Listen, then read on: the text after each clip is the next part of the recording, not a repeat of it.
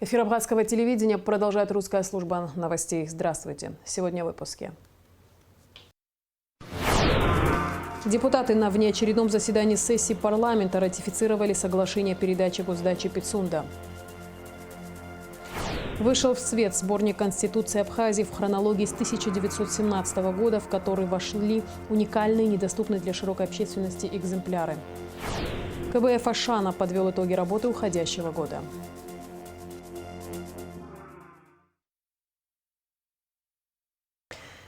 Депутаты парламента на внеочередном заседании сессии ратифицировали соглашение о передаче имущественного комплекса госдачи Пицунда в собственность Российской Федерации. Соглашение ратифицировано с поправками, предусматривающими внесение изменений в соответствующие законы. Это закон о международных договорах, Гражданский кодекс и специальный конституционный закон, который касается именно передачи государственной дачи, где указано, что в случае передачи объекта третьим лицам соглашение расторгается и собственность возвращается Республике Абхазия. Все подробности в репортаже Гугу Цавардания.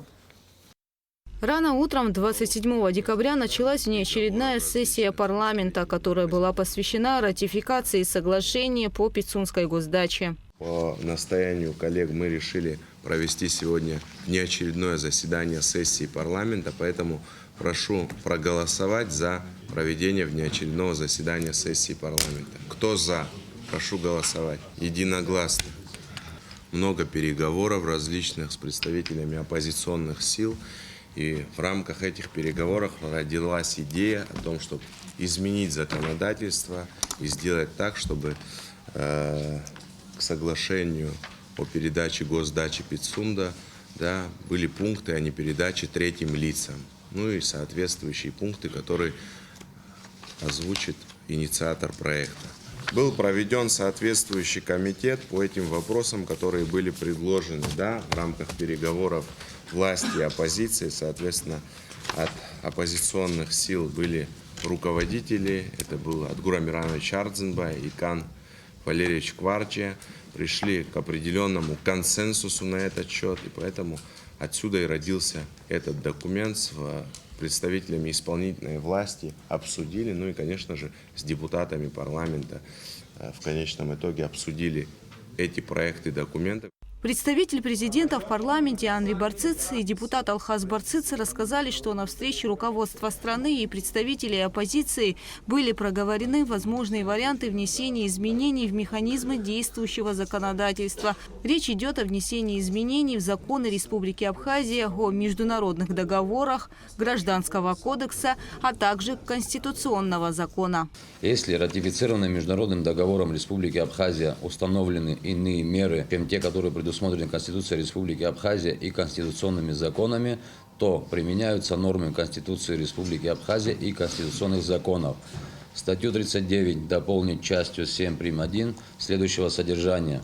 Международный договор Республики Абхазия также может быть прекращен путем денонсации в случае, если его выполнение наносит ущерб суверенитету, угрожает безопасности, либо противоречит публичному порядку Республики Абхазия. Также рекомендуем принять в первом чтении Закон Республики Абхазия о внесении изменений в часть 1 Гражданского кодекса Республики Абхазия. Иностранному государству может быть предоставлено право пользования земельным участком в соответствии с ратифицированным международным договором Республики Абхазия, настоящим кодексом и земельным законодательством. Также прошу принять инициативу на рассмотрение Народного собрания парламента Республики Абхазия. Постановление Народного собрания о мерах по реализации соглашения между правительством Республики Абхазия и правительством Российской Федерации о передаче в собственность Российской Федерации объекта на территории Республики Абхазия и порядке его использования. Настоящим конституционным законом устанавливает запрет на передачу третьим лицам в случае прекращения данного соглашения, действия данного соглашения, земельных участков, объектов, участков акватории моря, указанных в статьях 3, 4 и 5. Данного соглашения. Статья 3.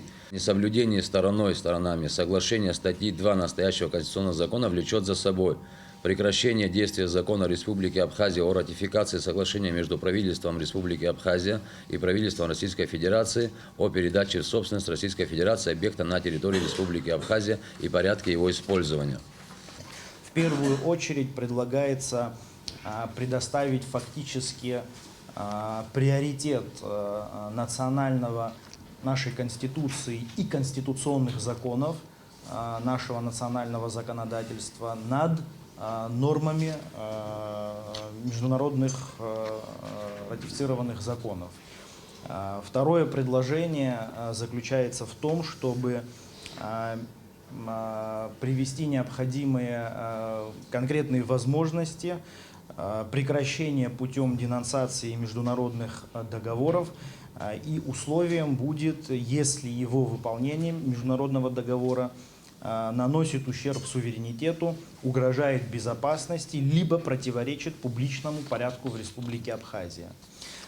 Это первое предложение. Далее, значит, в части Гражданского кодекса представляется внести изменение, которое предоставляло бы иной механизм. Иностранному государству может быть предоставлено право пользования земельным участком в соответствии с ратифицированными международными договорами, настоящим кодексом и земельным законодательством. Также предлагается серьезный механизм, который будет направлен на обеспечение мер по реализации соглашения между правительством Республики Абхазия и Российской Федерации о передаче в собственность объекта на территории Республики Абхазия и порядке его использования.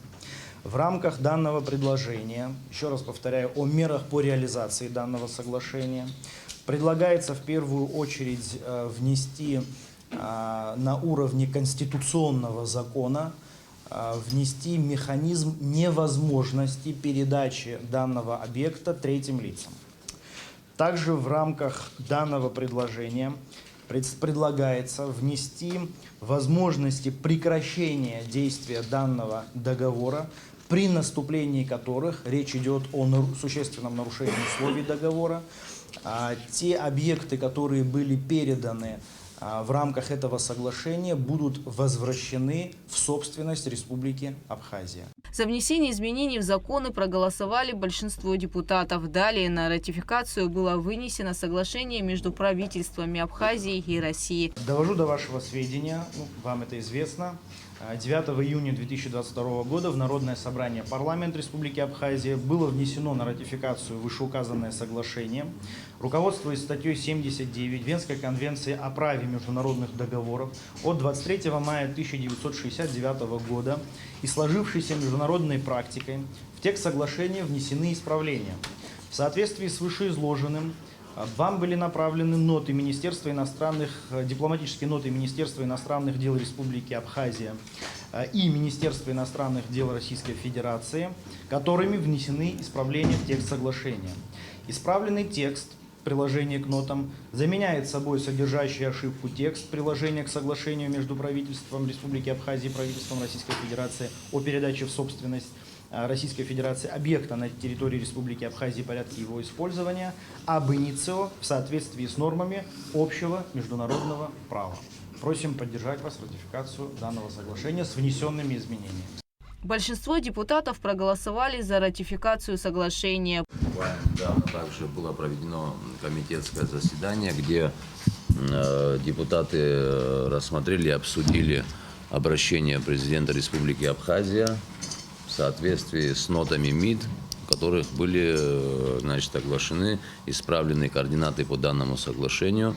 Комитет констатировал, что эти координаты являются верными, и, соответственно, также мы рекомендуем данное соглашение к ратификации. Весь сыр-бор, так сказать, сегодня идет за счет пункта о невозможности передачи третьей стороне. Да? Ну, если юристы, правоведы нашли такую возможность сейчас, очень жаль, что ее не нашли раньше. Нашли бы ее раньше, у нас не было бы вот этих всех проблем внутри, по крайней мере, нашего депутатского сообщества. Я думаю, нам этот вывод надо делать. Действительно, огромная работа сегодня проведена. Полагаю, что действительно те изменения, которые мы внесли сегодня, они снимут очень существенные опасения и риски, которые заложены в этом соглашении, да, в частности, условно, да, там, что касается третьих лиц. Но я хотел бы отметить еще вообще процедуру внесения исправлений. Хотя говорится в документах, которые мы получили, что это исправление там, технического характера, я так не склонен думать, потому что технические исправления это там синтаксические, да, грамматические, орфографические, а эти изменения это не изменения, это исправления, на мой взгляд. Вернее, изменения, а не исправления, которые предполагают сам объект. Поэтому я со своей стороны хочу сказать, что в таком порядке, да, и с такой процедурой внесения исправлений и изменений, я не могу голосовать за это соглашение, за ратификацию. После заседания спикер парламента Лаша Ашуба вышел к собравшимся у стен парламента и рассказал об итогах внеочередной сессии. Сегодня был сложный день, сложная ночь. Вам было очень сложно на улице, мы знаем, все вы переживали за эту ситуацию. Также много переживаний было и у депутатов парламента, у людей, которые приходили в парламент. Сегодня мы приняли ряд делегаций, обсуждали разные опции принятия этого соглашения, чтобы обезопасить республику. Как вам известно, первая опция, связанная с координатами, она была принята российской стороной, и мы ее получили. Вопрос оставался за опцией, связанной с третьими лицами. Была соответствующая встреча представителей оппозиции, представителей власти, на которой пришли к консенсусному документу.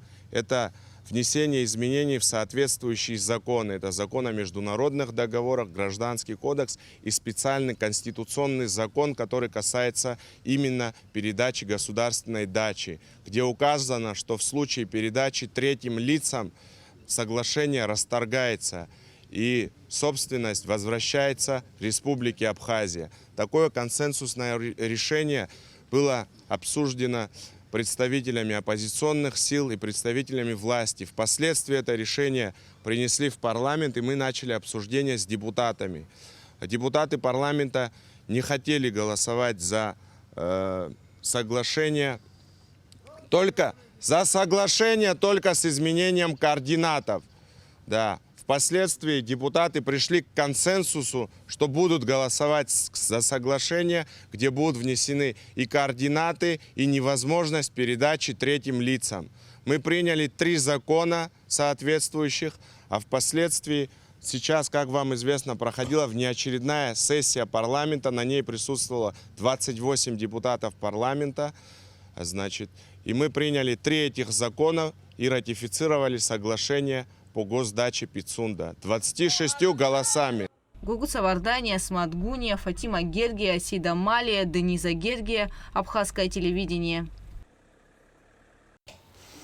Президент Абхазии Аслан Бжаня 27 декабря подписал конституционный закон о внесении изменений в часть 1 Гражданского кодекса и закон о ратификации соглашения о передаче в собственность России объекта на территории Абхазии.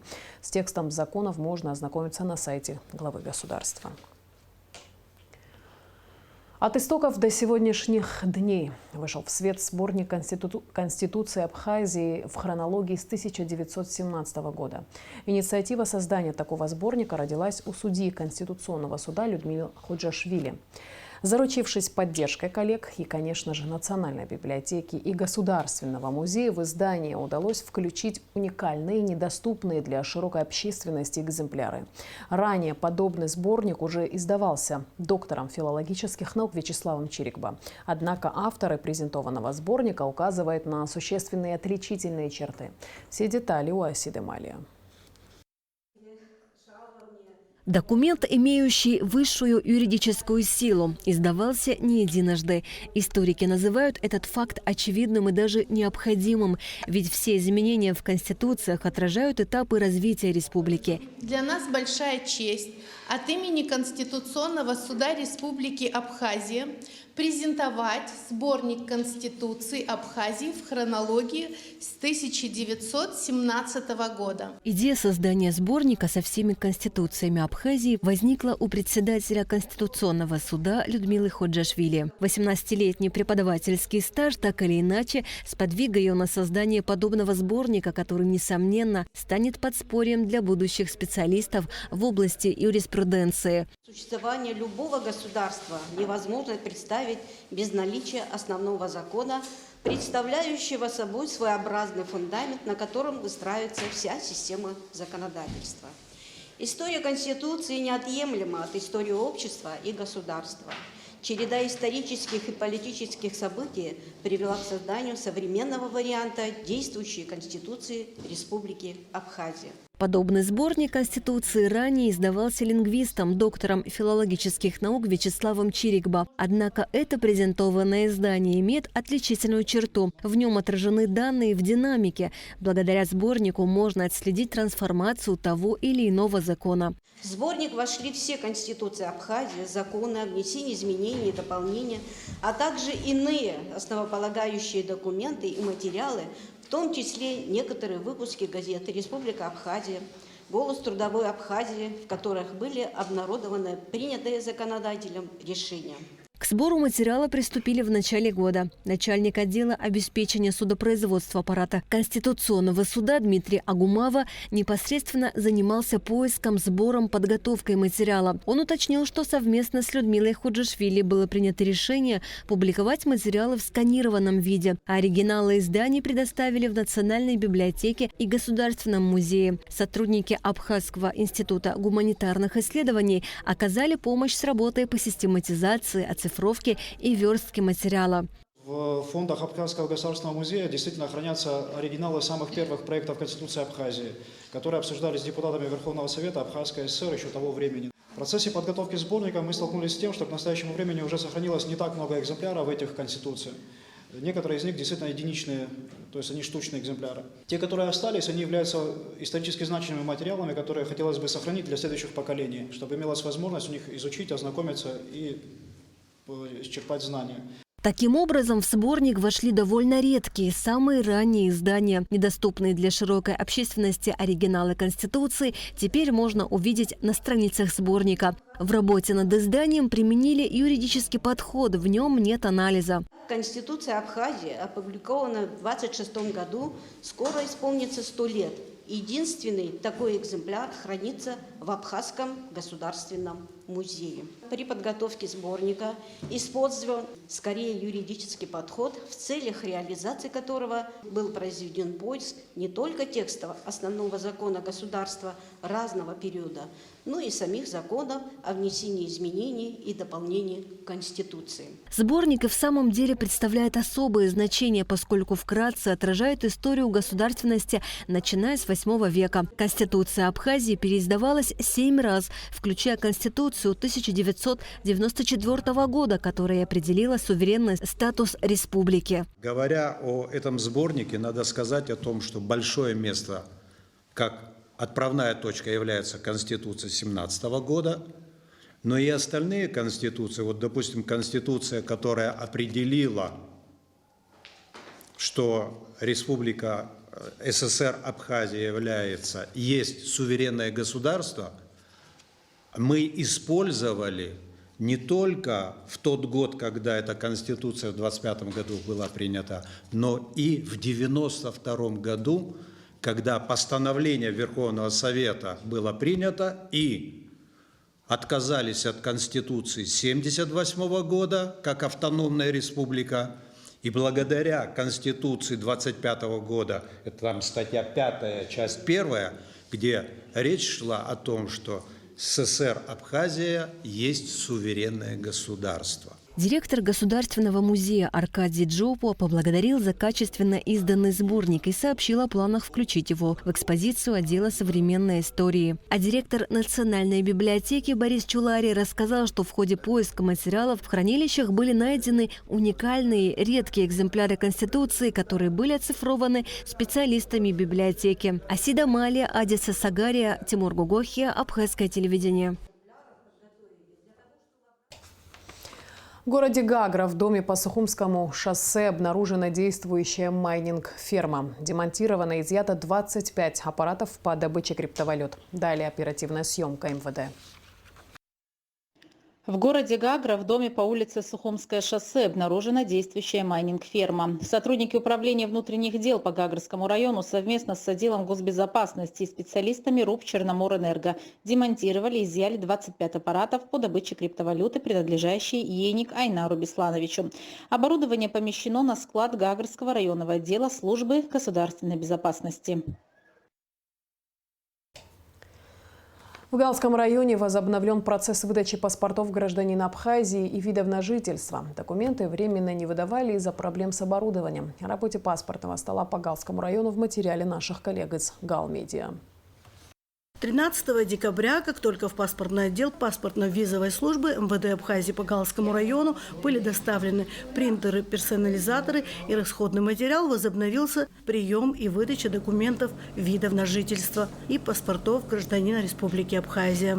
Теперь жители района, ожидающие выдачу паспорта абхазского гражданина и ВНЖ, могут спокойно обращаться в паспортный стол для сдачи и получения документов, удостоверяющих личность. Для уведомления и удобства жителей списки фамилий граждан, чьи документы уже готовы, вывешиваются здесь же, в стенах отделения паспортного стола. Как отмечает начальник паспортного стола по Галскому району Эльвира Аржба, за период с января по декабрь 2023 года выдано 3084 вида на жительство и 51 паспорт Республики Абхазия. Работа паспортного отделения по Галскому району осуществляется в обычном рабочем режиме с 9 часов до 18 часов. Наплыва граждан пока нет. Нет такого, да? Нет, пока Даже нет. несмотря на то, что вот какое-то время приостановлено было. Ну, у нас списки граждан висят в фойе. Каждый может подойти, найти себя в списке и получить виды на жительство. В течение года в паспортном отделении по Галскому району было выдано вида на жительство 3084. Так, а также было выдано паспорт гражданина Республики Абхазия 51. В течение дня мы можем обслужить всех, кто обращается. Всех почти, можно сказать. Приемом документов занимаются 3 инспектора. А выдача вида на жительство и паспорта гражданина Республики Абхазия занимается начальник. Если говорить о порядке выдачи, ВНЖ, замены и получения паспорта гражданина Республики Абхазия, он не может длиться больше 2 месяцев с момента подачи соответствующего заявления на получение документов, удостоверяющих личность. Но из-за модернизации паспортного управления в целом оформление и выдача документов были приостановлены. А соискатели вида на жительство и паспорта уведомлены должным образом через СМИ и сотрудников паспортного отдела по Галскому району. Модернизация системы паспортного управления на данный момент в целом по Абхазии завершена, а сотрудникам паспортного стола в эти праздничные дни приходится работать в усиленном режиме, чтобы наверстать упущенные и управиться с выдачей документов в срок. Анжела Убилава, Тея Басария, Борис Цацу, Батубиблая, Гал Медиа. В этом году культурно-благотворительным фондом Ашана было оплачено более 70 курсов лечения 60 подопечным фонда. На лечение тяжелобольных детей было собрано 11 миллионов 387 тысяч рублей. Культурно-благотворительный фонд Ашана подвел итоги уходящего года. Подробнее в репортаже Рады Чичава. Благодаря деятельности фонда Ашана многие детишки Абхазии получили самое ценное, что возможно представить – здоровую и полноценную жизнь. В течение всего 2023 года фондом было проделано немало благотворительных дел. Акции добра, полезные проекты и многое другое. Подопечным были проведены сложнейшие операции. Многие из них прошли курсы реабилитации и диагностики в Абхазии, России и Армении. Но, конечно, самым большим достижением фонда остаются спасенные детские жизни. Было отправлено на лечение более 60 подопечных фонда и оплачено более 70 курсов лечения. За 2023 год было собрано более 11 миллионов рублей, и это стало возможным благодаря объединению усилий неравнодушных людей, которые уже на протяжении стольких лет находятся рядом с нами. Как отметила Сабина Зухба, в этом году фонд активно вел работу с волонтерами. В течение года фонд Ашана провел более 25 благотворительных акций, и благодаря им оказали помощь большому количеству детей. По инициативе наших волонтеров был запущен флешмоб «Лето с Ашана». Это был ряд благотворительных мероприятий культурно-развлекательного характера для детей с ограниченными возможностями. Также по инициативе нашего фонда ноябрь месяц был назван месяцем волонтерского фандрайзинга, приуроченного ко Всемирному дню доброты. Если говорить кратко, это когда деньги на благотворительность собирает не только сам фонд, но и просто обычные люди, сторонники, активисты, которые хотят помочь определенным способом. Одним из самых больших проектов фонда является, конечно же, медицинский проект «Здоровое поколение», реализуемый при поддержке Министерства здравоохранения Абхазии. В рамках этого проекта в Абхазию были приглашены врачи и медики из Армении и России. На протяжении многих лет к нам приглашается специалист из Еревана, врач-ортопед, который проводит прием в Абхазии, прием детей с нарушениями опорно-двигательного аппарата. Помимо этого были приглашены специалисты из Томска, также были приглашены из нейрореабилитационного центра «Импульс» из города Сочи, которые проводили обследование детей с органическими поражениями центральной нервной системы. В начале 2023 года начал работу новый проект фонда «Искусство без границ», который реализуется Ашана совместно с автором идеи Анной Савиловой и Русским театром драмы имени Искандера при информационной поддержке «Спутник Абхазия». Цель проекта – показать эффективную и естественную интеграцию детей с ограниченными возможностями здоровья в социальные и культурные процессы общества. «Искусство без границ» – настоящее доказательство того, что детишки с ограниченными возможностями здоровья могут и должны участвовать во всех сферах жизни социума. Летом начал также свою работу спецпроект фонда «Социальное государство – это мы» под эгидой общественной организации Ассоциация реабилитологов Абхазии. Основной задачей проекта является мониторинг проблем реабилитационных центров республики. Мы продолжаем проводить акцию, которая полюбилась очень сильно многим нашим гражданам. Это красивые номера. Благодаря 4 этапам проведения этого аукциона, открытого онлайн-аукциона, было собрано почти 4 миллиона рублей. Как отметила Асида Мархолия, столь важная работа была бы невозможна без поддержки и помощи всех неравнодушных жителей Абхазии. Спасибо всем, что вы были в этом году с нами, и надеемся на дальнейшее сотрудничество.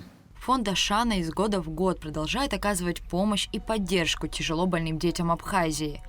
И именно благодаря неравнодушию людей многие из них были спасены. Как отметили сотрудники фонда Ашана, они не остановятся на достигнутом. Фонд будет и дальше развиваться в благотворительном направлении. Рада Чачава, Тимур Гугохия, Абхазское телевидение. В мэрию пригласили подопечных отдела опеки и попечительства администрации Сухума, чтобы поздравить их с наступающим Новым годом и Рождеством и вручить им сладкие подарки. Подробности в материале пресс-службы столичной администрации. В мэрию пригласили подопечных отдела опеки и попечительства администрации Сухума, чтобы поздравить их с наступающим Новым годом и Рождеством и вручить им сладкие подарки. Мальчик Астамур с нетерпением ждал начала официальной части встречи в мэрии. Все приглашенные дети еще не пришли, а сладкие подарки в красивых пакетах под елочкой манили маленького сладкоежку. Сотрудницы отдела опеки и попечительства с теплыми словами преподнесли ему подарок. Не стали томить ребенка ожиданием. Заместитель главы администрации Сухума Автандил Сурманидзе поздравил детей и их опекунов с наступающим Новым годом. Хочу поздравить наших красивых детишек. Это особый день для них сегодня. С наступающим Новым годом хочу поздравить и подарить маленькие подарочки. А мы всегда наблюдаем за ними, рядом с ними находимся. Мы их любим, уважаем. Это особые люди, самые красивые детишки у нас. С наступающим Новым годом, здоровья. Любовь Афонченкова пришла в мэрию со своей внучкой Викторией. Я в 9 Б-классе, любимый у меня предмет биология. Стараюсь учиться. Хотела бы поблагодарить администрацию города Сухум за приглашение, за поздравление, за теплый прием. И, пользуясь случаем, хотела бы весь коллектив опеки, образования и попечительства всех поздравить с наступающим Новым годом. Администрация города Сухум выделила также подарочные купоны детям из малообеспеченных семей на покупку сладостей и напитков в зоне фудкорта у главной елки на площади Свободы. Амрамич Балексия Гухава, пресс-служба администрации города Сухум. Глава администрации Сухума Беслан Эшба подписал распоряжение о выделении единовременной материальной помощи в преддверии Нового года. Помощь оказана многодетным семьям, имеющим 4 и более детей, а также получателям пособий по уходу за инвалидами детства до 16 лет и получателям пособий по категории инвалиды-колясочники. Администрация столицы направила на единовременные выплаты 2 миллиона 582 тысячи рублей. 28 декабря с 12 до 14 часов будет прекращена подача электричества в центральной части города. Как сообщает СУЭС, это связано с проведением ремонтных работ на подстанции ЕПИТ. Общественный транспорт в Сухуме 31 декабря будет работать бесплатно. Автобусы и троллейбусы в этот день будут курсировать до половины 11 ночи. 1 и 3 января количество автобусов будет ограничено, так как большая часть жителей столицы уезжает в деревню. После 4 января АТП продолжит работу в обычном режиме. И в завершении выпуска традиционно о погоде. По сообщению Гидрометцентра, в четверг, 28 декабря, на территории Абхазии ожидается облачная погода с прояснениями. Ночью и утром временами дождь, днем без осадков. В горах снег. Температура воздуха ночью плюс 3,8, днем 8,13. Температура морской воды плюс 12.